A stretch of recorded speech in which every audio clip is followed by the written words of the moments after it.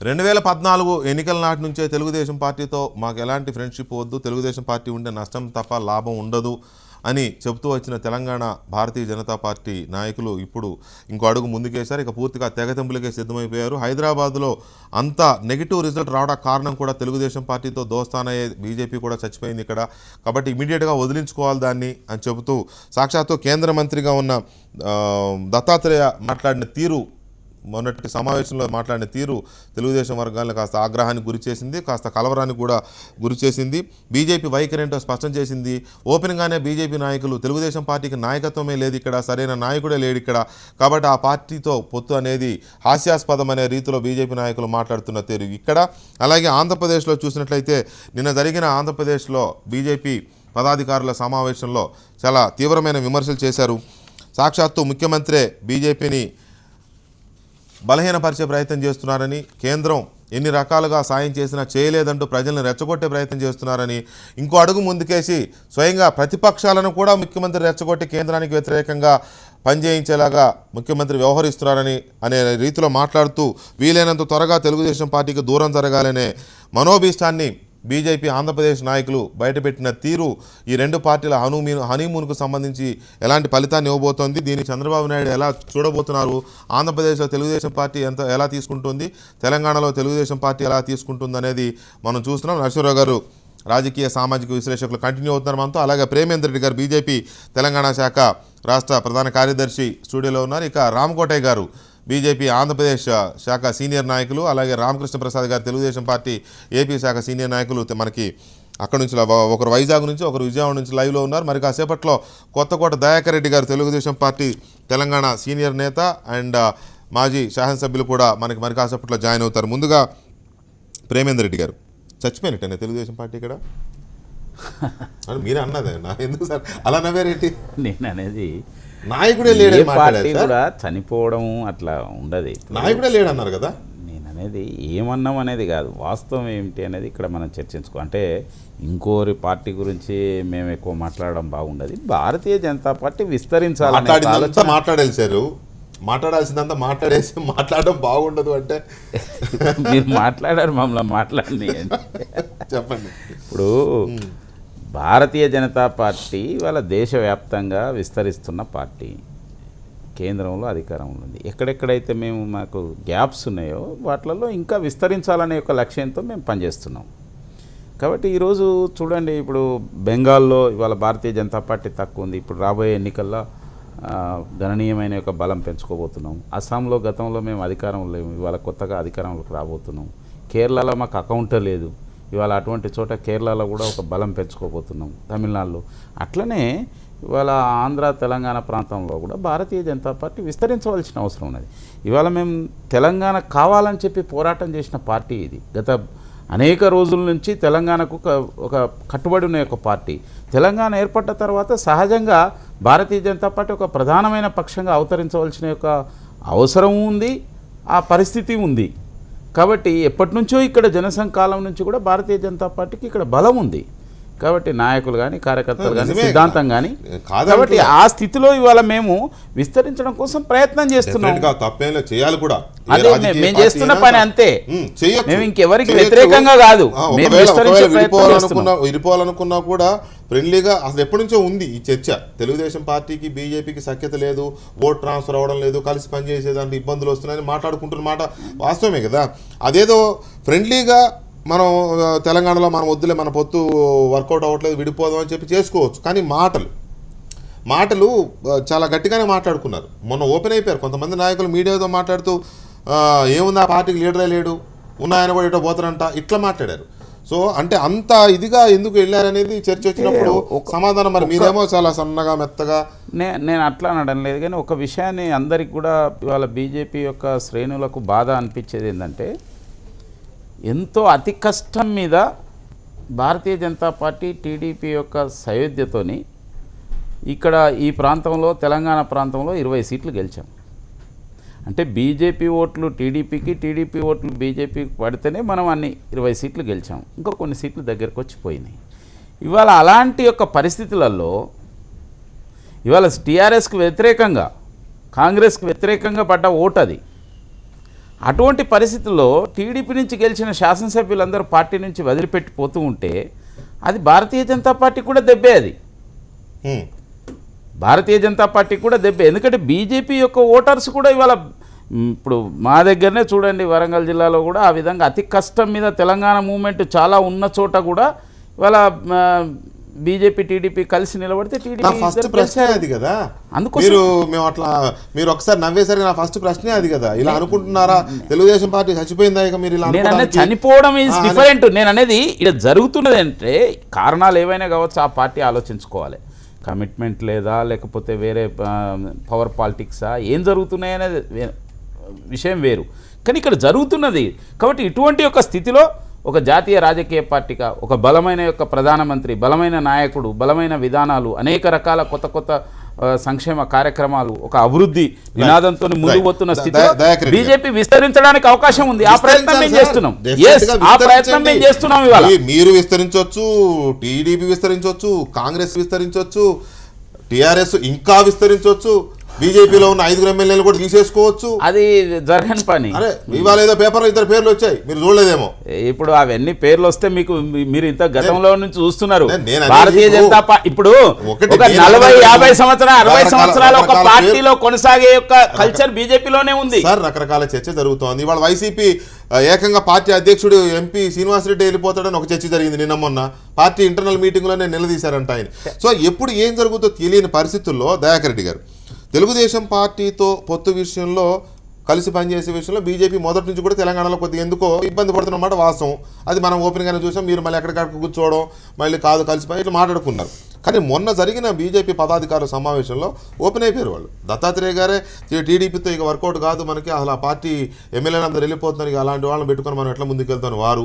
ఇంకొక నాయకుడు, ఇంకొక 2-3 నాయకులు వచ్చేసి పార్టీకి నాయకుడే లేడు ఇక్కడ రాష్ట్ర తెలంగాణలో, అలాంటి పార్టీ ఎందుకు, ఈ రకంగా మాట్లాడుతారు. అంటే ఏంటి ఇక పూర్తిగా ఇక్కడ మనం ఎలా చూడాలి? మీకేమన్నా ఉందా బీజేపీ విషయంలో? ఎలాంటి అభిప్రాయం ఉంది? భారతీయ జనతా పార్టీ కానీ తెలుగుదేశం కానీ ఎన్టీ రామారావు గారు పార్టీ పెట్టినప్పుడు కూడా కలిసే పనిచేసినాయి. అదొక కల్చర్గా ఆ రోజు ఎన్టీఆర్ గారు యాంటీ కాంగ్రెస్గా తీసుకొచ్చారు. ఆ తర్వాత క్రమంలో ప్రాంతీయ పార్టీలు పెరిగినాయి. ఇక్కడ ఇప్పుడు భారతదేశంలో చాలా రోజుల తర్వాత బీజేపీ సంపూర్ణమైనటువంటి మెజార్టీతో అధికారంలోకి వచ్చింది. వీటి నేపథ్యంలో ఇలా ఉన్నటువంటి మొన్నటి పరిస్థితి లేవు కాబట్టి ఇలా క్యాడర్లో కానీ ఆ నాయకుల్లో కానీ ఆశలు ఉండవు, ఆవేశాలు ఉండవు, అది జరగచ్చు. కానీ తెలుగుదేశానికి సంబంధించినంత వరకు it's a cadre based party. నాయకుడు అనేవాడిని తయారు చేసుకోవాల్సిన పరిస్థితి మాది. డెఫినెట్గా తెలంగాణలో బలమైన నాయకుడిని తయారు చేసే క్రమంలో మేము ఉన్నాం. సరే ఈరోజు పలానాడు నాయకుడు కట్టుడు అనేటువంటిది ఎస్ యాజ్ ఏ సీనియర్ లీడర్గా నేను కూడా చెప్పలేను, నా వ్యక్తిగత అభిప్రాయం. ఎందుకంటే చంద్రబాబు నాయుడు గారు కానీ ఎన్టీఆర్ కానీ పనిచేసేటువంటి తీరుతో పనిచేసేటువంటి నాయకుడు ఈరోజు కావాలి. వస్తాడు, డెఫినెట్గా వస్తాడు. క్యాడర్ ఉన్నప్పుడు నాయకుడు తయారు చేయడం పెద్ద ఇబ్బంది కాదు. నాయకుడు ఒక్కడే ఉండి క్యాడర్ని తయారు చేయాలంటే అది ఒక ఎన్టీ రామారావుకి సాధ్యమే. ఆ రోజు వేరే ప్రాంతీయ పార్టీలో ఇతర ఇష్యూస్ లేవు, కేవలం కాంగ్రెస్ మీద వ్యతిరేకతతోనే స్టార్ట్ చేసినాం. మరి అదే రోజు కాంగ్రెస్తో వ్యతిరేకత మీద ఉన్నటువంటి భారతీయ జనతా పార్టీ ఇక్కడ క్యాడర్ని తయారు చేయలేకపోయింది. అది గమనించాల్సిన విషయం. ఇక్కడ ఇప్పటివరకు కూడా సరే ఇప్పటి వరకు ఇప్పుడు నేను చెప్పలేను, కానీ ఉమ్మడి రాష్ట్రంలో కానీ తెలుగు రాష్ట్రాల్లో కానీ కేంద్రంలో భారతీయ జనతా పార్టీ ఒకటే పోటీ పడుతున్న సందర్భంలో కూడా కాంగ్రెస్ అన్నేళ్ళ 100 ఏళ్ళ కాంగ్రెస్తో పోటీ పడుతూ 35-40 ఏళ్ళ నుంచి కూడా ఇంకా 60-70 ఏళ్ళ కాంగ్రెస్తో పోటీ పడుతున్న సందర్భంలో కూడా 2 తెలుగు రాష్ట్రాల్లో ఒక బలమైన నాయకత్వం రాకపోవడం, క్యాడర్లో ప్రజల్లోకి చొచ్చుకుపోలేకపోవడమా, ప్రజల యొక్క నమ్మకాన్ని ఈ ప్రాంతంలో తీసుకోలేకపోవడమా, ఈ కారణాల వల్ల వాళ్ళు ఇక్కడ బలపడలేకపోవడం వాస్తవం. ఎన్టీ రామారావు గారు వచ్చిన తర్వాత అది గమనించడం, తర్వాత ఒక సిద్ధాంతపరంగా కొన్ని సిద్ధాంతాలు వారికి వ్యక్తిగతంగా కలిసి పోటీ చేయాలనే అభిప్రాయం రావడంతో కలపడం, అందుకు కలిసి యాంటీ కాంగ్రెస్గా రూపుదిద్దుకున్నాం. కానీ ఈరోజు వచ్చేసరికి ప్రాంతీయ పార్టీలు వచ్చినాయి, ప్రాంతీయ నాయకత్వాలు వచ్చినాయి. ఎవరికి వాళ్ళు మేమే ముఖ్యమంత్రి కావాలా, సర్పంచ్ అనే కాడ నుంచి ముఖ్యమంత్రి కావాలి అంతే. ఇంకా సర్పంచ్ అయినా కూడా ముఖ్యమంత్రి కావాలా, ఆ స్థాయి ఉందా లేదా, జనం తమ వెంబడి ఉన్నారా, క్యాడర్ ఉన్నారా అనేది అన్ని పార్టీలు వచ్చినమాట వాస్తవం.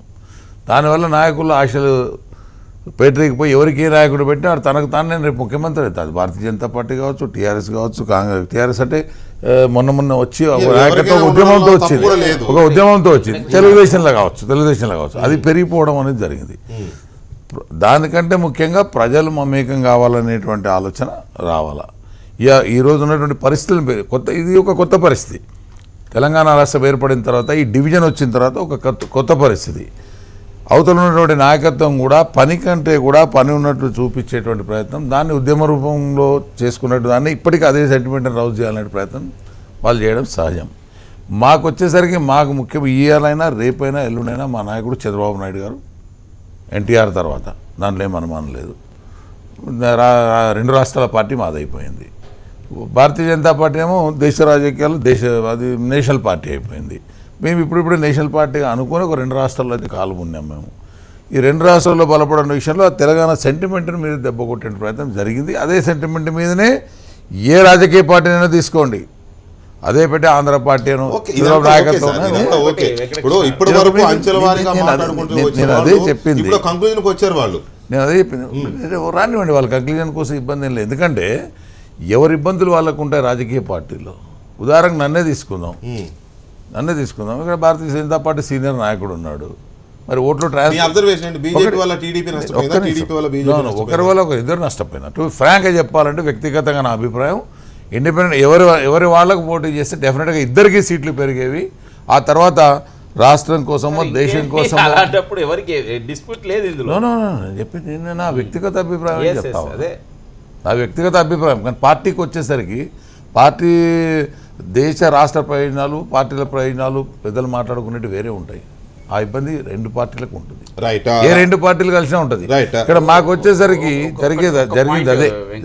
కృష్ణ గారు ఎప్పుడు కూడా 2 మిత్రపక్షాల మధ్యన ఒకరినొకరు ఉద్ధరించే ప్రయత్నం చేయరు. ఎవరికి వాళ్ళు బలంగా ఉంటే 2 పార్టీలు కలిసి ముందుకు పోతాయి. కానీ ఒక పార్టీ నుంచి అందరు వెళ్ళిపోతూ ఉంటే దానికి భారతీయ జనతా పార్టీ ఏమిటి కారణమా దానికి? కాబట్టి నేను అనేది ఒకటి, భారతీయ జనతా పార్టీ గెలిచిన వాళ్ళు వెళ్ళిపోతున్నారు కదా, దాన్ని ఎట్లా అనేది మీరు ఆలోచించండి. వేరే విషయం నేను ఒకటి అడిగి, నేను రాకముందు ఏమన్నా చర్చ జరిగి వెంకటకృష్ణ గారు కాలరు లేకుంటే పక్కన వాళ్ళు బీజేపీ వాళ్ళు ఎవరు అన్నారా? మీరు ఎందుకు ఆరోపణలు కొత్తగా చేయాల్సి వస్తుంది? ఆ కారణం చేతనే ఇవాళ భారతీయ జనతా పార్టీ వేగంగా విస్తరించాలని వారు ఒక మాట అన్నారు. బీజేపీ అదే సార్ మేమంటున్నది కూడా విస్తరించాలి, దానికి టీడీపీ సాధించుకోలేదు అన్నారు. ఆ విస్తరణకు టీడీపీ అడ్డు కాబట్టి పక్కకు జరుగుదాం అనేది మీ ఆలోచన, మీ స్ట్రాటజీ. ఒక అభిప్రాయం కార్యకర్తల్లో బలంగా ఉంది. ఎప్పుడెప్పుడు బీజేపీ ఎదిగే సమయం వచ్చినప్పుడల్లా పొత్తుల కారణంగా నష్టం. ఎవరు పెట్టుకోమన్నారు? మీరే పెట్టుకున్నారు కారణాలు. నేను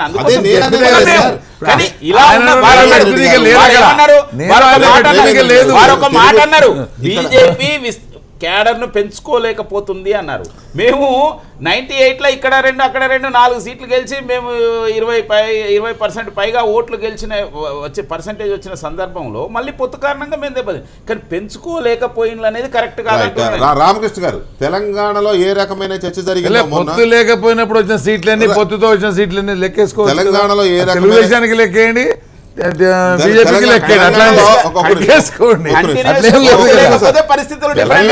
సందర్భంలో వచ్చే డిఫరెన్స్ ఆఫ్ ఒపీనియన్స్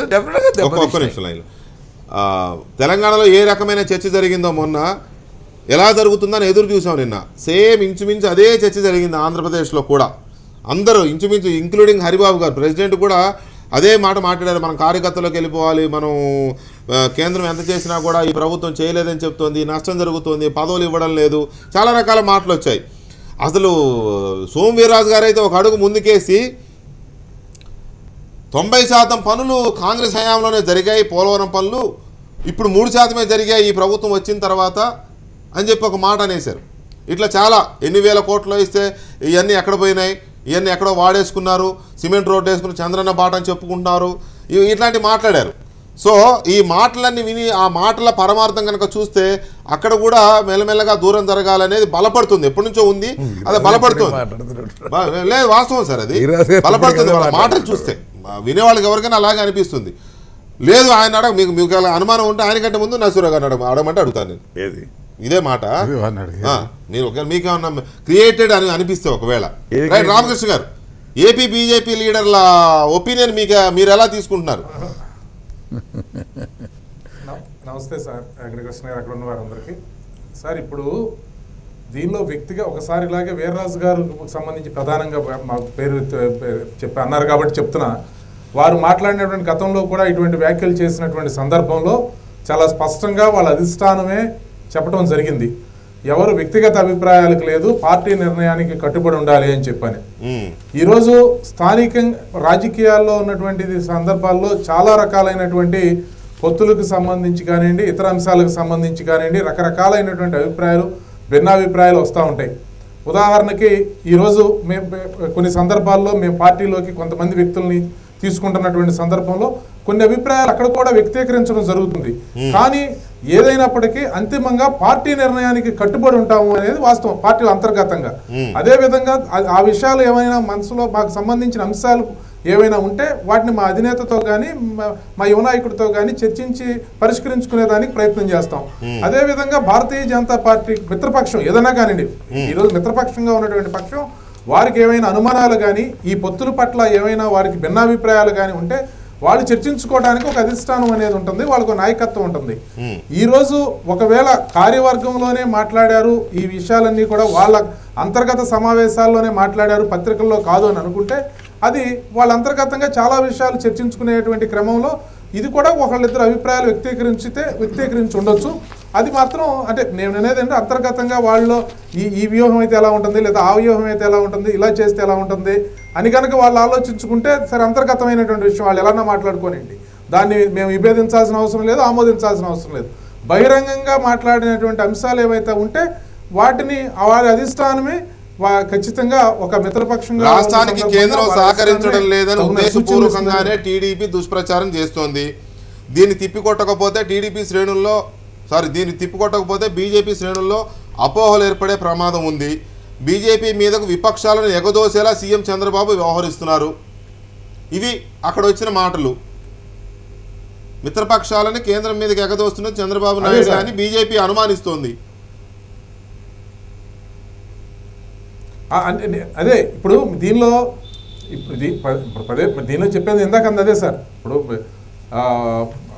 అధిష్టానం అనేది ఉన్నప్పుడు అధిష్టానం తీసుకునేటువంటి నిర్ణయానికి కట్టుబడి ఉండాల్సినటువంటి బాధ్యత ఉంది అని చెప్పి అంటున్నాను నేను. కాబట్టి ఇవన్నీ కూడా పొత్తుల్లో భాగంగా పెద్ద ఎత్తున తీసుకున్నటువంటి వారి పార్టీ అధిష్టానాలు తీసుకున్నటువంటి నిర్ణయాల్ని స్థానికమైనటువంటి కొంత వ్యక్తిగతమైన అభిప్రాయాలతో ముడిపెట్టి వారి యొక్క అభిప్రాయాలతో పార్టీలకు సంబంధించిన అంశాలను మాట్లాడలేరు అంటాను. రైట్, రామకోటే గారు, ఏంటి బీజేపీ ఆంధ్రప్రదేశ్ బీజేపీలో ఎందుకు ఈ రకమైన అసంతృప్తి వస్తుంది తెలుగుదేశం పార్టీ పట్ల? పార్టీని విస్తరించుకోవాలనే స్వప్రయోజనాల కోసం తప్పలేదు, స్వప్రయోజనాల కోసమా, లేక తెలుగుదేశం పార్టీతో కలిసి ఉంటే పూర్తిగా తొక్కేసి, ఒక జిల్లా పార్టీ అధ్యక్షుడు అన్నాడట, తొక్కేస్తున్నారు జిల్లాలో, తొక్కించుకోమంటారా అనే పదం కూడా వచ్చింది పత్రికల్లో. సో దాని గురించి వ్యతిరేకిస్తున్నారా? ఇదంతా ప్రజలు ఏమనుకుంటున్నారో దాన్ని తీసి పక్కన పెడితే రాష్ట్రంలో ఉన్నటువంటి భారతీయ జనతా పార్టీ కేడర్లో ఒక నిరాశ అయితే ఉన్నది. కానీ దాన్ని ఎట్టి పరిస్థితుల్లో నిన్న మేము వ్యక్తపరచలేదు. మా రాష్ట్ర కార్యవర్గంలో జరిగినట్టు కోర్ కమిటీ సమావేశంలో ఎక్కడ మాట్లాడాలి. కాకపోతే మేము ఒక తపస్సు చేసి ఆ ఫలాన్ని అందజేసాం చంద్రబాబు నాయుడు గారికి. చేసి రాష్ట్ర అభివృద్ధి చేయండి అని చెప్పాం. అది ప్రాపర్గా వెళ్ళాలని కోరుకుంటున్నాం. దానికి సరైనటువంటి బలాన్ని ఇస్తున్నాం, దానికి కావాల్సినటువంటి ఏర్పాటు చేస్తున్నాం. 1,40,000 కోట్ల రూపాయలు వివిధ రకాలుగా పద్ధతుల్లో మేము ఇస్తుంటాం. వాటికి సంబంధించిన విషయాల్లో మాట్లాడుతున్నప్పుడు అంతర్గతంగా ఏమైనా మాట్లాడుకున్నారేమో కానీ బట్ ఏ విషయంలో కూడా దీంట్లో తెలుగుదేశం పార్టీ మీద, వాళ్ళ యొక్క నాయకత్వం మీద, వాళ్ళ యొక్క ఆలోచన మీద మాకు ఎటువంటి అనుమానం లేదు. వాళ్ళు ఇంకా 3 సంవత్సరాలు కలిసి ప్రయాణం చేయాల్సి ఉంది, దీంట్లో లేదు. అదేవిధంగా ఇప్పుడు ఇందాక మీరు మాట్లాడుతున్నప్పుడు తెలంగాణలో ఏమైందంటే మేము వాళ్ళతో కలిసే ఉన్నాం. వాళ్ళ యొక్క పార్టీ సభ్యులని వేరే పార్టీలో చేరుతున్న సందర్భంలో పార్టీకి చెడ్డనేమి వస్తున్న సందర్భంలో ఏం జరిగిందంటే ఇప్పుడు యాక్చువల్గా చాలామంది ఈ తపస్సు చేసి వాళ్ళ యొక్క దార పోసిన వాళ్ళలో ప్రేమేందర్ రెడ్డి ఉన్నాడు, ఆచార్య ఉన్నాడు, రామకోటయ్య ఉన్నాడు, ఎక్స్ ఉన్నాడు, వై ఉన్నాడు, జడ్ ఉన్నారు. మేమంతా కూడా మా యొక్క తపస్సు అంతా వాళ్ళకి దారి పోసాం తెలుగుదేశం పార్టీకి. ఎందుకు? రాష్ట్ర అభివృద్ధి చేద్దామనే ఉద్దేశంలో. కానీ ఏంటంటే తెలంగాణలోనేమో తెలంగాణ సెంటిమెంటు ఆంధ్రాలో వచ్చేప్పటికేమో అభివృద్ధి సెంటిమెంట్ రెండు కనుక అవటం వల్ల ఆంధ్ర రాష్ట్రంలో చంద్రబాబు నాయుడు గారికి, తెలంగాణలో కేసీఆర్ గారికి అధికారం ఇవ్వడం జరిగింది. ఇచ్చినటువంటి వాళ్ళు ఎవరైతే వచ్చారో, గెలిచినటువంటి వాళ్ళు ఎవరో 16 మంది 15 మంది ఉన్నారో వాళ్ళు ఉండకుండా పార్టీని అక్కడికి భూస్థాపితం చేసి వాళ్ళు వెళ్ళిపోతున్నారు. ఆ సందర్భంలో అక్కడ ఉన్నటువంటి కేడర్ నిర్ణయించుకుంది. కేంద్ర మంత్రి దత్తాత్రేయ గారు దరిదాపుగా 50 సంవత్సరాల నుంచి నిరంతరంగా కృషి చేస్తున్నటువంటి వ్యక్తి. అప్పటి నుంచి కూడా మేము మాకు వాళ్ళతో కలిసి ప్రయాణం చేసిన సందర్భంలో అప్పుడు ఆంధ్రప్రదేశ్ ఇప్పుడు ఇబ్బంది పడింది. ఇబ్బంది పడ్డ కేడర్కి ఎటువంటి ఆలోచన లేదు. ఎందుకంటే మా ఆలోచన అంతా కూడా రాష్ట్ర అభివృద్ధి బాగా జరగాలనే తాపత్రయంలోనే ఉన్నాం. దీంట్లో తెలుగుదేశంలో ఉన్నటువంటి ఆంధ్రప్రదేశ్లో ఉన్నటువంటి వాళ్ళు చంద్రబాబు గారి నాయకత్వం మీద మాకు ఎటువంటి అనుమానం లేదు. వారి యొక్క నాయకత్వాన్ని మేము సమర్థిస్తున్నాం. వాళ్ళు బాగా పైకి రావాలనే ఉద్దేశంతో ఉంది. బీజేపీ యొక్క ఆలోచన సరళి ఆంధ్రప్రదేశ్లో కలిసే ఉన్నాం కాబట్టి కీలకంగా రామకృష్ణ గారు ఇప్పుడు వారు మాట్లాడిన మాటలు ఒక దాంతో నేను తీవ్రంగా విభేదిస్తా ఉన్నాను సార్. వాళ్ళ శ్రమని తెలుగుదేశం పార్టీ పెట్టారని అదే చెప్పేది. పదప్రయోగాన్ని ఉన్నత స్థాయిలో ఉన్నవారు చాలా జాగ్రత్తగా మాట్లాడాలి.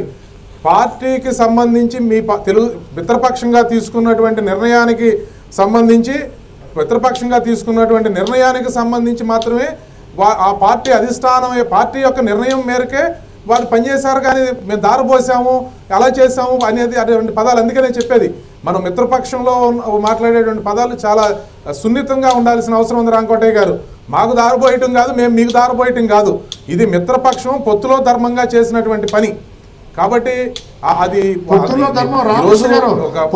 ధర్మం చాలా ఇంపార్టెంట్ గా మీరు మాట్లాడుతున్నారు. మోడీ జోడి ఈ రాష్ట్రాన్ని అభివృద్ధి పదంలో నడిపిస్తుంది అనే ఉద్దేశంతో ప్రజలు పట్టం కట్టారు. ఆ అభివృద్ధికి సంబంధించిన స్థాయిలో పరిష్కారం లేదనేది ఒక్క నిమిషం ఆగండి. రాంకోటయ్య గారు చెప్పండి. ఇప్పుడు ఏదైతే పొత్తులో ధర్మం ఉందో దాన్ని పాటించకుండా ఉన్నటువంటి పాత్ర ఎప్పుడు భారతీయ జనతా పార్టీ చేయలేదు. మా యొక్క క్యాడర్లో ఎటువంటి చిన్న విధానంలో కూడా తేడా లేదు. మేము పరిపూర్ణంగా మీకు సపోర్ట్ చేస్తున్నాం. మేము చంద్రబాబు నాయుడు గారి యొక్క నాయకత్వాన్ని ఉంటున్నాం. దీంట్లో మాట్లాడడం తప్పే ఉంది. భారతీయ జనతా పార్టీ క్యాడర్ ఇప్పుడు అక్కడ కూర్చున్న ప్రేమేందర్ రెడ్డి గారు కానీ ఎవరిని అడగండి. ఇప్పుడు మాలాగే మేము 20 సంవత్సరాలు 10 సంవత్సరాలు పార్టీలో పనిచేసినటువంటి వాళ్ళం, నియోజకవర్గంలో మాకు పేరున్నటువంటి వాళ్ళం, మాకు అవకాశం ఉన్న సమయంలో, రాజకీయాల్లో మాకు అవకాశం లేని సమయంలో మా యొక్క శక్తిని దారిపోసామంటే వాట్ ఈజ్ రాంగ్ అని దీంట్లో మీరు అంత పర్సనల్ గా తీసుకోవాల్సిన అవసరం ఏముంది? దీంట్లో అదే కదా, ఇప్పుడు మా వాళ్ళు వచ్చిందని మీరు, మీ వాళ్ళు వచ్చిందని వాళ్ళు, ఇట్లా రకరకాలుగా ఉన్నందువల్ల ఈ విభేదాలు వస్తాయి. ఒక్క నిమిషం దయచేసి అందరూ ఆగండి. నరసింహరావు గారు, మీ అబ్జర్వేషన్ చెప్పండి. రెండు రాష్ట్రాల్లో కూడా ఇంచుమించు అదే అభిప్రాయ భేదాలు. పైకి ముందు చెప్పినప్పుడు స్లోగా ఏమీ లేదు, నిరాశ ఉన్నమాట వాస్తవమే కానీ అని మొదలెట్టి చివరికి హీట్ ఎక్కింది. అదే జరుగుతుంది అక్కడ. ఇక్కడైతే ఇక తెగతెంపులకు వచ్చింది వ్యవహారం. ముందు ఆంధ్రప్రదేశ్ గురించి మాట్లాడుతున్నాం. ఆంధ్రప్రదేశ్లో మొన్న అసెంబ్లీ పార్లమెంట్ ఎన్నికలకు ముందు, ఖచ్చితంగా ఒక నెల రోజుల ముందు పంచాయతీ ఎన్నికలు, మండల ఎన్నికలు, పురపాలక సంఘ ఎన్నికలు జరిగినాయి. బీజేపీ ఇండిపెండెంట్గా పోటీ చేసింది. ఇండిపెండెంట్గా పోటీ చేస్తే ఒక్క చోట డిపాజిట్ రాలా, ఒక్క సర్పంచ్ గెలవలా, ఒక్క కార్పొరేటర్ గెలవలా, ఎక్కడ ఎవరు గెలవలా. బీజేపీని జనం చీదని చాదగొట్టారు, చెత్త బుట్టలో పడేశారు నిజం చెప్పాలంటే. అప్పుడు వీళ్ళతో పొత్తు పెట్టుకున్నారు. పొత్తు పెట్టుకుని వీళ్ళు అసెంబ్లీకి వాటికి వెళ్ళారు. పొత్తు పెట్టుకోకముందు వాళ్ళకి ఆ మున్సిపల్ ఎన్నికల్లో అక్కడ తెలుగుదేశానికి వచ్చిన ఓట్ల సంఖ్య కన్నా వీళ్ళతో పొత్తు ఉండటం వలన 6.5% ఓట్లు తగ్గినాయి. అంటే ముస్లిం ఓట్లు లేదు, క్రిస్టియన్ ఓట్లు లేదు, వాళ్ళది అలా ఉంటుంది, వాళ్ళ సంగతి అలా ఉంటుంది.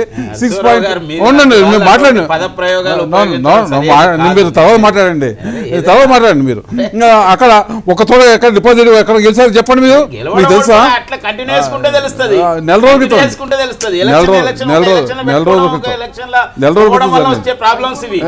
అట్లా ఉంటుంది.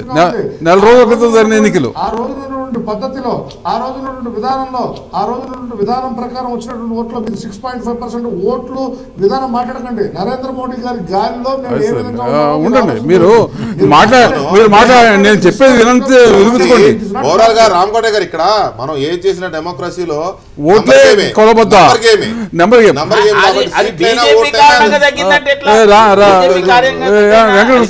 ఉండండి, ఆపండి. ఎలక్షన్ కు తేడా ఉంటది. ఏ రెండు ఎలక్షన్స్ ఒకటే కాదు, నెల రోజులకే తగ్గింది. ఎలక్షన్స్ ఒకటే కాదు, నెల రోజులు ఓట్ల సంగతి అలా ఉంటుంది. నెల రోజుల క్రితం జరిగిన ఎన్నికల్లో మున్సిపాలిటీలో ఏమైనా గెలిచారా, పంచాయతీలో గెలిచారా, మండలాల్లో గెలిచారా, ఎక్కడైనా గెలిచారా? ఎక్కడ గెలవని వాళ్ళు, ఎటువంటి బలం లేని వాళ్ళు ఆంధ్రప్రదేశ్ కాంగ్రెస్ని చెత్తబట్ల పడేసి మాట వాస్తవం. ఎక్కడ ఒక చోట డిపాజిట్ రావాలి వాళ్ళకి.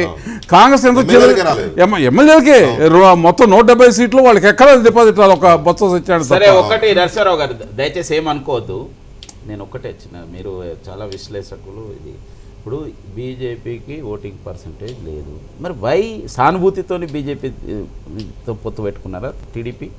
అది నన్ను తోగుతాడు. వాళ్ళు చేతగంతనం బీజేపీతో పొత్తు పెట్టుకోవాల్సిన అవసరం ఎందుకు వచ్చింది వాళ్ళకి? ఎందుకు వచ్చింది చేతగంతనం అని చెప్పాలా? అది సరే, అది నాకు సంబంధించిన విషయం కదా, అది వారిని అడగాలి. పొత్తు పెట్టుకున్నారు ఇలాగ రామకృష్ణ అడగండి. వాళ్ళు అక్కడ బీజేపీకి ఎటువంటి బలం లేదు.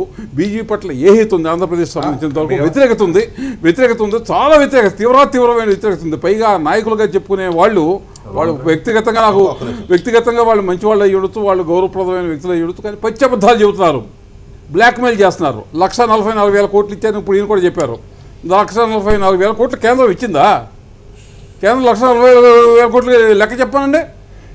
మొత్తం మీద ఒక 20 ఏళ్లలో ఇవ్వబోయే ఫండ్స్ అన్ని కలిపి పోలవరానికి 2 ఏళ్లలోనే 2 రాష్ట్రాలు కలిపి 2,40,000 బడ్జెట్ పెట్టే పరిస్థితికి వచ్చినాయా? ఇవ్వకపోతే చెప్పండి. మీరు ఉండండి, మీకు తెలవకుండా మాట్లాడుతున్నారు. 1,40,000 కోట్లు కేంద్రం ఇప్పుడు ఇచ్చిందా? ఎక్కడ ఇచ్చింది? పోలవరానికి ఎంత ఇచ్చారు? పోలవరానికి వాళ్ళు చెప్పిన ప్రకారం 300 కోట్లు ఇచ్చారు. 30,000 కోట్లు ఇచ్చారు. అది లెక్క పెడితే 1,44,000 కోట్లు ఇచ్చాం మేము. పైగా వీళ్ళు ఇస్తాకి వీళ్ళు బీజేపీ ఆఫీస్ నుంచి తీసుకొచ్చి ఇచ్చారు. కేంద్రం అంటే ఎవరిది? కేంద్రం వీళ్ళు సొంతమా? ప్రభుత్వం అది పార్టీ కాదు. కేంద్ర ప్రభుత్వం నుంచి మనకే కాదు, బీజేపీని పూర్తిగా వ్యతిరేకించే దేశాలు రాష్ట్రాలు కూడా ఇస్తారు. అందువల్ల ఆంధ్రప్రదేశ్ సంబంధించినంత వరకు తెలుగుదేశం ప్రేమేంద్ర రెడ్డి ఆంధ్రప్రదేశ్ సంబంధించినంత వరకు తెలుగుదేశం పార్టీ పూర్తి పిరికితనంతో, చేతగానితనంతో అన్ని భరిస్తూ వస్తుంది. అక్కడి నుంచి ఏమి డబ్బులు రాకపోయినా, వాళ్ళు ఇవ్వకపోయినా, వాళ్ళు ఇస్తారు రేపిస్తారు, నిస్సాహితో పడి కొట్టుకుంటుంది అక్కడ ఉన్న ప్రభుత్వం. అది అలా ఉంచండి.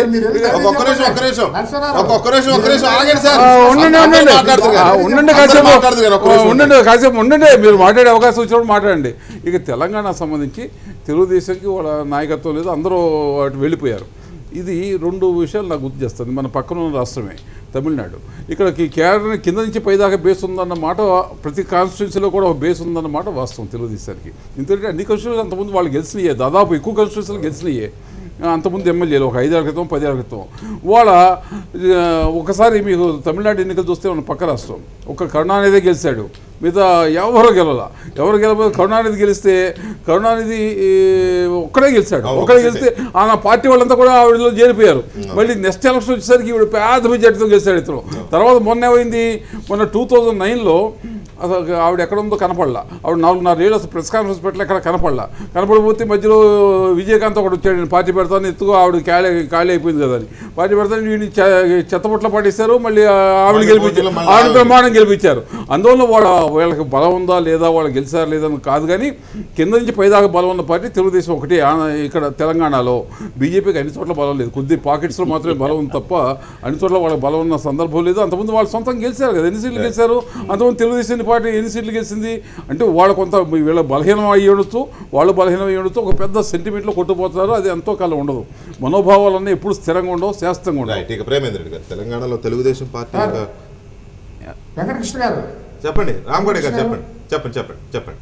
ఒక విషయం అండి, చెప్పండి. నరసింహారావు గారి విశ్లేషణలో కొన్ని రకాల విశ్లేషణలు చేస్తున్నారు. మొన్న వచ్చినటువంటి ఓట్ల విశ్లేషణలో ఏంటంటే 80 కేజీలు బరువు మోసేవాడికి గనక ఆఖరి 20 కేజీలు బరువు మోయలేకపోతే వెయిట్ లిఫ్టర్గా ఫెయింట్ అవుతాడు. అలాంటి సందర్భంలో ఆ 20 కేజీలు బరువు ఇచ్చినటువంటి సందర్భం ఎవరు ఇచ్చారంటే భారతీయ జనతా పార్టీ ఇచ్చిన శక్తి. ఆ శక్తి ఇవ్వబట్టే మీకును అపోజిషన్ పార్టీకి ఉన్నటువంటి ఓట్లు తేడా ఎంతంటే 5 లక్షల ఓట్లు ఒక్కో నియోజకవర్గంలో కనుక 500 ఓట్లు కనుక తేడా వస్తే కనుక తెలుగుదేశం పార్టీ నామసూత్రంగా కూడా వెళ్ళిపోయేది. తగ్గిన ఓట్లు అది కాదు, తగ్గిన అనుకుంటారు. మీరు మాట్లాడే విచిత్రం ఏంటంటే భారతదేశంలో ఏమీ చేయలేదంటారు. ఇప్పుడు మీరు ఆంధ్రదేశంలో పుట్ల అమెరికా అబ్బాయి ఏమి కాదు, మీరు ఇవాళ ప్రత్యేకంగా ఏం పుట్టి రాలేదు. ఇప్పుడు ఇవాళ కొత్తగా మీరేమి రాలా. నాగార్జున సాగర్ ఎన్నాళ్ళు కట్టారు, దానికి సంబంధించి ఎన్నాళ్ళు చేశారు, విభజన చట్టంలో జరుగుతున్న అంశాలు ఏంటి, రోడ్లకు ఎన్ని వేల కోట్లు ఇస్తా ఉన్నారు, ఎక్కడెక్కడ ఏ అభివృద్ధి కార్యక్రమం జరిగింది మీకు కనపట్లేదు. ఇవన్నీ ఎందుకండి రామగౌడ గారు? ఒకటే నా సూటి ప్రశ్న, ఒకటే రామగౌడ గారు, రామకోట గారు దయచేసి ఒక మాట, రామకోట గారు ఒక మాట వినండి. రైట్ ఒక మాట వినండి రామకోట గారు. మీలాంటి విశ్లేషకులు మాట్లాడాల్సిన విషయం కాదు. రామకోట గారు ఒక మాట వినండి దయచేసి రామకోట గారు ఒక మాట వినండి. ఇవన్నీ వద్దు, మనం ఒక్కటే సూటి ప్రశ్న. ఇవాళ ఆంధ్రప్రదేశ్ రాజకీయం అంతా రాజధాని చుట్టూ పోలవరం చుట్టూ తిరుగుతోంది. మీ నాయకుడు సోము వీర్రాజు గారు అన్న మాట, పోలవరం పనులు 70% కాంగ్రెస్ హయాంలో జరిగాయి, ఈ 2 ఏళ్లలో జరిగింది 3% పనులే అన్నారు. దీంతో రాష్ట్ర బీజేపీ ఏకీభవిస్తోందా ఈ స్టేట్మెంట్తో? Straight question. పోలవరానికి సంబంధించిన రైట్ కెనాల్కి సంబంధించినటువంటి వర్క్స్ ఏదైతే ఉన్నాయో అది 70% వర్క్స్ రైట్ కెనాల్ వర్క్స్ భారతీయ ఇంతకు ముందున్నటువంటి వైఎస్ఆర్సీపీ వైఎస్ రాజశేఖర రెడ్డి గారి సమయంలో జరిగింది. బ్యాలెన్స్ 30% వర్క్స్ ఏవైతే ఉన్నాయో కెనాల్ లైనింగ్ వాటికి సంబంధించింది చంద్రబాబు నాయుడు గారు అద్భుతంగా ప్లాన్ చేసి ఆయన దాన్ని 129 రోజుల్లో తెర మీదకి తీసుకురావడం జరిగింది. దాన్ని సోము వీర్రాజు గారు అన్నారా, లేకపోతే రామకోట గారు అన్నారా? ఆయన 3% అన్నారు, మీరు 30% అన్నారు. ప్రాజెక్ట్ వేరు, కెనాల్ వేరు. మీరందరూ కలిసి ఆ రోజున తెలుగుదేశం కానీ కాంగ్రెస్ తెలుగుదేశం కానీ బీజేపీ కానీ ఆ రోజున రాష్ట్రాన్ని కట్ చేసుకుని ఇవాళ భారతీయ జనతా పార్టీ దానికి సహాయం చేస్తుంది. కేంద్రంలో ఉన్న ప్రభుత్వం చేస్తుంటే కేంద్ర ప్రభుత్వం ఎవరున్నారండి? తెలుగుదేశం పార్టీ భారతీయ జనతా. ఒక మాట వినండి రామకోట గారు, దయచేసి వినండి. ఒక మాట వినండి సార్,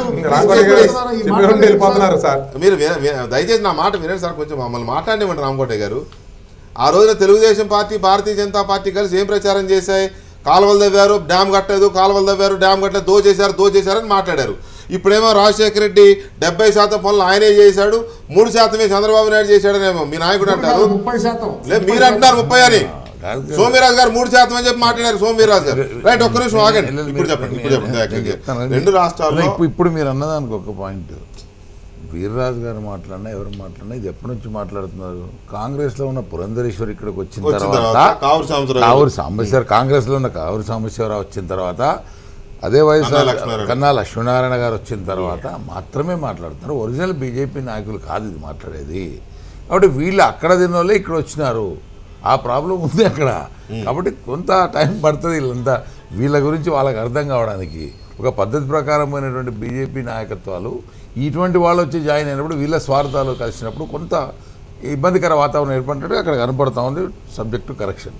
తర్వాత ఇంకోటి మీరు ఒకటి అడిగారు ఇంతకు మొదలు, ఏది మన ఆంధ్రప్రదేశ్లో కానీ ఇక్కడ కానీ మరి చేత కదా ఎందుకు కలిశారని మరి వారు విశ్లేషణ చేసి మరి అంత పిరికితనంతో కలిశారని. పిరికితనం కాదు ఇక్కడ. ఒక్కటి బాగా గుర్తుపెట్టుకోవాలి, ఆ రోజుల్లో ఉన్నది Telugu Desam is anti Congress established party. ఇప్పుడు ఉన్నటువంటి పరిస్థితుల్లో అక్కడ నేషనల్ పార్టీలుగా 2 ఉన్నాయి.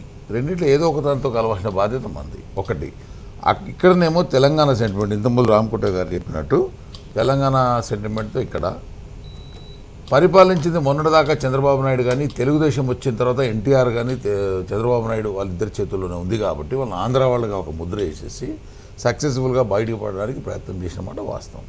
కానీ ఆ ప్రయత్నం ఒక్క కేసీఆర్ కాదు చేసింది, ఉద్యోగస్తులు అందరూ చేసినా వాళ్ళందరినీ ఎట్లా పక్కన పెట్టినారో చూస్తూనే ఉన్నాం. కోదండరామ్ కానీ వీళ్ళందరూ ఎట్లున్నారు, పక్కకు ఉన్నారో చూస్తున్నాం.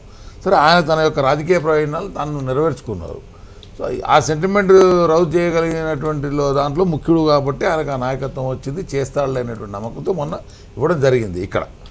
అక్కడికి వచ్చేసరికి కుర్చీ లేకుండా కనీసం మనకి ఏ ఆఫీసులు లేకుండా ఇచ్చినటువంటి పరిస్థితుల్లో బేరీ చేసుకున్న పరిస్థితుల్లో చంద్రబాబు నాయుడు లాంటి సమర్థుడు అయితేనే ఒక పని రాక్షసుడు కాబట్టి పని చేయించగలడు, దీన్ని మళ్ళీ రీబిల్డ్ చేయగలనే అవకాశం ఇచ్చారు.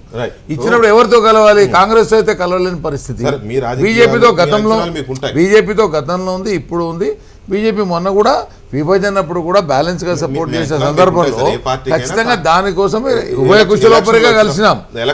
కలిసిన తర్వాత ఆ పార్టీలో కూడా ఆ నాయకత్వంలో కూడా కాంగ్రెస్ వచ్చేప్పుడైతే జాయిన్ అయిందో, కాంగ్రెస్ నాయకులు జాయిన్ అయిపోయినారో, ఏ రకంగా రాజశేఖర హయాంలోనో ఈ 100 ఏళ్ళ కాంగ్రెస్ చేతుల్లో బతికినటువంటి పార్టీలో ఉన్నటువంటి వాళ్ళందరూ అటువంటి వాళ్ళకు ఉండేటువంటి ఆశలు రేకెత్తడం, అందుకని దీన్ని కొంత కలుషితం చేసేటువంటి వాతావరణం ఖచ్చితంగా అక్కడ ఏర్పడిందన్నమాట.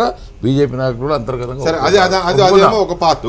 ఎన్నికలు వచ్చినప్పుడు ఏ పార్టీకి ఆ పార్టీ స్ట్రాటజీస్ ఉంటాయి, సిద్ధాంతాలు ఉంటాయి, కలవాలి ఎవరితో, ఇవన్నీ ఎవరి అంచనాలు వాళ్ళకు ఉంటాయి. దాన్ని ఎవరు చంద్రబాబు నాయుడు గారికి వచ్చేసరికి ఒకటే రాష్ట్రం డెవలప్ కావాలి, కేంద్రంలో పని తీసుకోవాలి. కాంగ్రెస్ అయితే తీసుకోదాలం కాబట్టి బీజేపీ డెఫినెట్ గా ఆ రోజు నుంచి ఈ రోజు తెలంగాణ అవసరం వచ్చినా బీజేపీతోనే ఉన్నారు. కేంద్రానికి వచ్చేసరికి అదే రకమైన స్టెప్ తీసుకున్నారు. తెలంగాణలో తెలుగుదేశం పార్టీ వల్ల మనకి నష్టం తప్ప లాభం జరగడం లేదు కాబట్టి దూరం జరగాలనేది వారి నిర్ణయం. ఇప్పుడు దీన్ని తెలుగుదేశం పార్టీ ఎలా తీసుకుంటుంది అనేది కదా చర్చ. ఇప్పుడు వాళ్ళ ఇష్టం. తెలుగుదేశం పార్టీ ఎట్లా తీసుకుంటుందానికి మా నాయకుడు చెప్పాలా. మా అభిప్రాయాలు మాకు ఉన్నాయి, కానీ మేము అంత ఓపెన్గా చెప్పేటువంటి పరిస్థితి మాకు ఉండదు. పార్టీలో కానీ పాలిట్ బ్యూరోలో కానీ చర్చించిన తర్వాత, కేంద్ర కమిటీ చెప్పిన తర్వాత మాత్రమే మాకు ఉన్నటువంటి అభిప్రాయాలు స్పష్టంగా ఎప్పటికప్పుడు మన జిహెచ్ఎంసీ ఎన్నికలప్పుడు కానీ ఇతరత్ర కానీ చెప్పినాం. ఉదాహరణకు నా ఎమ్మెల్సీ ఒకటే చాలు, ఇంకే వేరే అక్కర్లేదు. ఆయనను ఖండించమనంటే నేను మాట్లాడతాను. నా ఒక్క ఎలక్షన్ చాలు, నా ఒక్క ఎమ్మెల్సీ ఎలక్షన్ చాలు. అట్లాంటి కాబట్టి అభిప్రాయ భేదాలు ఉంటాయి ఖచ్చితంగా. లీడర్స్ పైన క్యాడర్ ఇంకా ఉందని నమ్ముతున్నారా?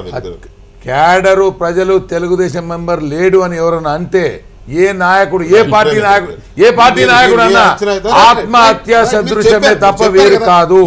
ఏ పార్టీకి ఆ పార్టీ మీరు అడిగారు కదా, మా పార్టీని ఎట్లా బిల్డప్ చేశామో ఆ క్యాడరు 100%లో 80% అన్నా ఖచ్చితంగా అట్లే ఉన్నారు. 20% ఉండేటువంటి లీడర్లు ఎందుకు పోయినారనేది మీకు తెలుసు, మాకు వేరే విషయం అంటే పోయినది. ఏ అంచనాతో బీజేపీ ఇక తెలుగుదేశం పార్టీ ఇక్కడ చచ్చిపోయిందంటే మీరు ఇందా కాదన్నారు, కానీ లీడరే లేడు, లీడర్షిప్పే లేదు అనే స్థాయిలో ఏ అంచనాతో వచ్చారు? ఒక్కటి వెంకటకృష్ణ గారు, ఇప్పుడు పొత్తులు అనేది ఎలక్షన్స్ వచ్చినప్పుడు ఆలోచిస్తాం, కానీ ఇవాళ తెలుగుదేశం పార్టీ పోతున్నదనే విషయం దానికి ఇంకా మళ్ళీ ముంజేతి కంకణానికి అర్థమేలా అన్నారు పెద్దలు. దానికి ఏంటి చర్చ? ఇప్పుడు ఆయన ఒక్క నిమిషం నేను చెప్పేది అండి, పోవడం అంటే దాని అర్థము ఏ పార్టీ, ఇప్పుడు జనతా పార్టీ సెంటిమెంట్ బయటికి రావాలి. అధికారంలో లేకుంటే ఇక్కడ ఒక్క పార్టీ వాళ్ళు ఉండేవాళ్ళ. మాకు అధికారం లేదు కాబట్టి ప్రకాష్ అన్న ఒక్క నిమిషం చెప్పని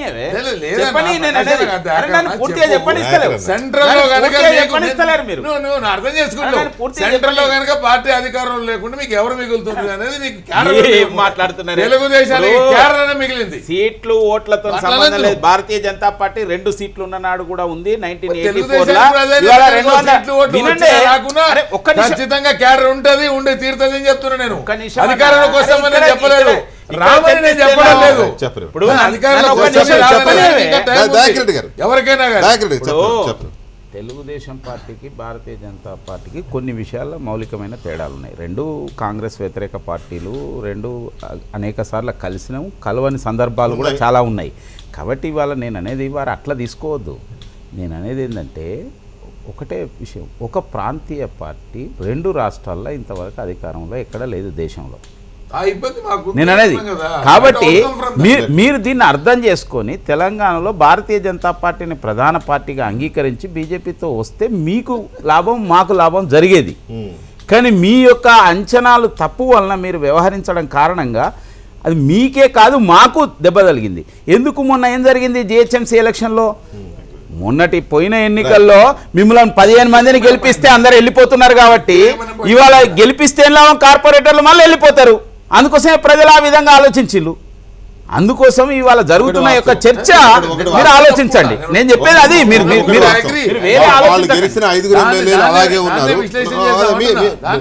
మీకే చెప్తున్నా సార్, మిమ్మల్ని అడుగుతున్నా దయాకర్ రెడ్డి గారు, దయచేసి మిమ్మల్ని అడుగుతున్నా. సిద్ధాంతానికి కట్టుబడిన వాళ్ళ ఎమ్మెల్యే 5 అలాగే ఉన్నారు.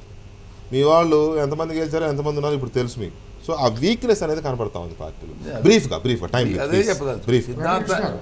వస్తాను సార్. వాళ్ళకు ఉన్నటువంటి 5 మంది ఎమ్మెల్యేలు డెఫినెట్గా సిద్ధాంతానికి కట్టుబడి ఉన్నటువంటి వాళ్ళే. మా దాంట్లో వచ్చినటువంటి వాళ్ళు తెలుగుదేశం సిద్ధాంతంతో మాత్రమే వచ్చిన వాళ్ళు ఒకరిద్దరు తప్ప మిగతా వాళ్ళు లేరు అని నేను ఘంటాపదంగా చెప్తున్నా. నేను ఒప్పుకుంటున్నా. I'm agreeing. అదే తప్పు జరిగిందని నేను చెప్తా ఉన్నా.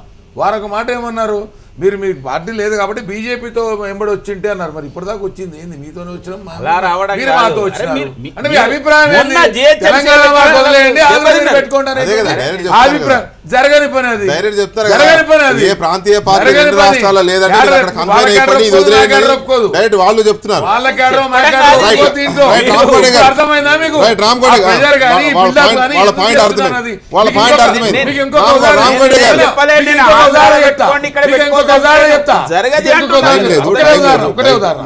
వరంగల్లో భారతీయ జనతా పార్టీ సభ్యుడు నిలబడ్డాడు ఎంపీగా. ఇక్కడ దత్తాత్రేయ గారు అక్కడ ఏమో స్టేజ్ ఎక్కి చెప్పొస్తారు, సాయంత్రం ఇక్కడ కేసీఆర్ గారితో పొగుడుతూ ఉంటారు. పరిస్థితి ఏముంటుందని వాళ్ళ రైట్, కార్యకర్తలే రామ్కోటి వాళ్ళ గారు. కార్యకర్తలే రా- బాధపడ్డారు. Okay, okay, okay. వాళ్ళ కార్యకర్తలే ఆగండి. తీసుకుంటారు. మీ ఆగండి, నాయకుల్లాగా దయచేసి ఆగండి, ఏమో అక్కడ దయచేసి. తిట్టిండు నేను క్లోజ్ చేస్తా. తిట్టి ఇక్కడ వచ్చి ప్రేమేంద్ర టీఆర్ఎస్ లో గారు, ప్రేమేంద్ర చేరిండు. గారు, నేను క్లోజ్ చేయండి. దయచేసి రామ్కోటి గారు ఫైనల్ వర్డ్స్ ప్లీజ్. రెండు పార్టీల మధ్య ఫ్రెండ్షిప్ అక్కడ ఇక్కడ. దయాకర్ రెడ్డి గారు లాంటి సీనియర్ పర్సన్స్ ఏంటంటే ఇప్పుడు మీరు బీజేపీ వర్సెస్ టీడీపీ పెట్టారు. పిల్లి కొట్టుకుంటే మధ్యలో చెప్పండి మీరు బీజేపీ వర్సెస్ టీడీపీ పెట్టారు. కానీ యాక్చువల్గా ఏంటంటే మా మధ్యలో ఆంధ్రప్రదేశ్లో మాకు ఎటువంటి అభిప్రాయ భేదాలు లేవు. తెలంగాణలో ఉన్నటువంటి ఇబ్బందికరమైన పరిస్థితిలో టీడీపీ పార్టీ అంతరిస్తున్న సందర్భంలో భారతీయ జనతా పార్టీ అంతరిస్తుంది అనే మాట ఉపసంహరించుకోండి. దయచేసి ఆ మాట ఉపసంహరించుకోండి అని చెప్తున్నా. చెప్పని అన్న. టీడీపీ చెప్పిన తర్వాత అంతరిస్తుంది అనే మాట ఉపసంహరించుకోండి దయచేసి. తగ్గుతుంది ఏ రాజకీయ పార్టీ ఎక్కువ తక్కువ చెప్పండి అన్న. రైట్, రామకృష్ణ గారు. తక్కువ ఎక్కువ చెప్పండి. అంతరిస్తుంది అనే మాట కరెక్ట్ కాదని చెప్తున్నా. ఎందుకు మరి మీరు ఎందుకు అంత ఇది అవుతున్నారు? కరెక్ట్ కాదు అవునా? ఇందాక చెప్పారు కదా, మళ్ళీ చెబుతారు కానీ ఒక్క నిమిషం ఆగండి. చెప్పండి రామకోటి గారు, చెప్పండి. మీరు మంచి వక్త, డౌట్ ఏం లేదు. కాకపోతే ఒక విషయం మీరు అర్థం చేసుకోవాల్సిన సమయం ఆసన్నమైంది. ఏంటంటే ఆంధ్రదేశంలో ఉన్నటువంటి పరిస్థితుల్లో, ప్రస్తుతమైన పరిస్థితుల్లో మీరు ఇంత విశ్లేషణ చేశారు. అక్కడ నరసింహారావు గారు ఉన్నారు విశ్లేషణ. దాంట్లో వాస్తవం ఏంటంటే మొన్న ఉన్నటువంటి ఎన్నికల్లో ఆయన పర్సంటేజీ ఓట్స్ వాటన్నిటి గురించి చెప్పారు. చెప్పిన సందర్భంలో భారతీయ జనతా పార్టీ సపోర్ట్ ప్రాపరా కాదా దయాకర్ రెడ్డి గారు దయవుంచి సభాముఖంగా చెప్పండి. రైట్, ఒక్క నిమిషం ఆగండి, ఒక్క నిమిషం ఆగండి, ఒక్క నిమిషం ఆగండి సార్. దాని మీద దయాకర్ రెడ్డి గారు కాదు చెప్పాల్సింది, కానీ ఒక్క నిమిషం ఆగండి. రామకృష్ణ గారు, మీ రెండు పార్టీల పరిస్థితి మీద ఫైనల్ కామెంట్స్. సార్ ఇప్పుడు చర్చ అయితే జరుగుతోంది, పొలిటికల్ మార్కెట్ లో చర్చ జరుగుతున్నమాట వాస్తవం. ఇప్పటికీ మేము మిత్రపక్షం, మేము ఇప్పటికీ కేంద్ర ప్రభుత్వం యొక్క సహాయ సహకారాలతో ఈ రాష్ట్రం అభివృద్ధి చెందాలనేటువంటి లక్ష్యంతో ఆ రోజు పెట్టుకున్నటువంటి పొత్తు సఫలం కావాలని చెప్పి కోరుకుంటా ఉన్నాం. అదే దిశలో ప్రయాణం చేస్తూ ఉన్నాం. అయితే స్థానికంగా కొంతమంది వారి వ్యక్తిగత అభిప్రాయాలని లేదా గత సిద్ధాంతాలని, అంటే గత పార్టీ యొక్క సిద్ధాంతాలని ఈ పార్టీకి ఆపాదించాలని చెప్పనేటువంటి కొంతమంది వచ్చినటువంటి వచ్చిన నాయకులు మాట్లాడేటువంటి మాటల్ని మేము పట్టించుకోవాల్సినటువంటి ప్రభావం ఈ రాష్ట్రం. ఒక్క నిమిషం ఉండండి, ఫైనల్ కామెంట్ చెప్పండి. రెండు పార్టీల మధ్య అక్కడ ఇక్కడ కూడా ఒక చిన్న విషయం చెప్పాలా. దేశవ్యాప్తంగా గత 3 ఏళ్లుగా వచ్చిన పరిణామాలను చూస్తే జాతీయ పార్టీలు అంతరించిపోతున్నాయి. జాతీయ పార్టీల శకం ముగిసిపోయింది. 2 కమ్యూనిస్ట్ పార్టీలు ముందు అంతరించిపోయినాయి. తర్వాత బీజేపీ ఒక 3-4 రాష్ట్రాల్లో ఉన్నది మాత్రం జాతీయ పార్టీ కాదు, ఎక్కడా కూడా కోలుకోలేకపోయింది. ఢిల్లీ ఓడిపోయింది, బీహార్లో ఓడిపోయింది. అలాగే మొన్న వెస్ట్ బెంగాల్లో పంచాయతీ ఎన్నికలు జరిగాక, మున్సిపల్ ఎన్నికలు జరిగాక మేము నెక్స్ట్ అధికారంలోకి వస్తామని చెప్పాడు అమిత్ షా. అక్కడ వాళ్ళ క్యాండిడేట్లు దొరకట్లా. అలాగే తమిళనాడులో దొరకట్లా. ఇప్పుడు ఒరిస్సాలో అసలు వాళ్ళు ఇదే ప్రాతినిధ్యమే లేదు. ఎక్కడా కూడా ప్రాంతీయ పార్టీలదే హవా. రాబోయే రోజుల్లో జాతీయ పార్టీ సగం ముగిసిపోయింది. బీజేపీ కూడా ఆ విషయం గుర్తించాలి. ఒక 3-4 రాష్ట్రాల్లో వాళ్ళకి ఎక్కువ మెజార్టీ వస్తాం వల్ల కేంద్ర అధికారులకు వచ్చారు తప్ప ఏ రాష్ట్రంలో కూడా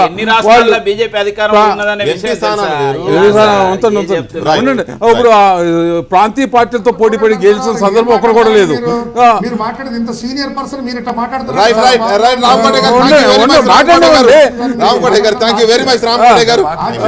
ఒక్క క్షణం. ఎక్కడైతే కాంగ్రెస్ ఉందో అక్కడే బీజేపీ ఉంది, ఎక్కడైతే బీజేపీ ఉందో అక్కడే కాంగ్రెస్ ఉంది. అంటే ప్రాంతీయ పార్టీలతో పోటీ పడి గెలుస్తూనే ప్రశ్న లేదు. ఒకటైతే వాస్తవం రామకోట గారు మనం అంగీకరించాల్సింది, కాంగ్రెస్ ఉన్న దగ్గర బీజేపీ ఉంది, బీజేపీ ఉన్న దగ్గర కాంగ్రెస్ ఉంది. కానీ ప్రాంతీయ పార్టీలు ఉన్న దగ్గర బీజేపీ కాంగ్రెస్ లేవు. ప్రాంతీయ పార్టీల దగ్గర ప్రాంతీయ పార్టీలే ఉన్నాయి. అది మాత్రం వాస్తవం అంగీకరించాలి. రామకోట గారు thank you very much. Ramakrishna గారు అండ్ దయాకర్ రెడ్డి గారు, ప్రేమేంద్ర రెడ్డి గారు, నరసింహరావు గారు థ్యాంక్ యూ వెరీ మచ్. ఇది వాటి లెఫ్ట్ అండ్ రైట్. మళ్ళీ కలుద్దాం రేపు. Thank you very much. Good night.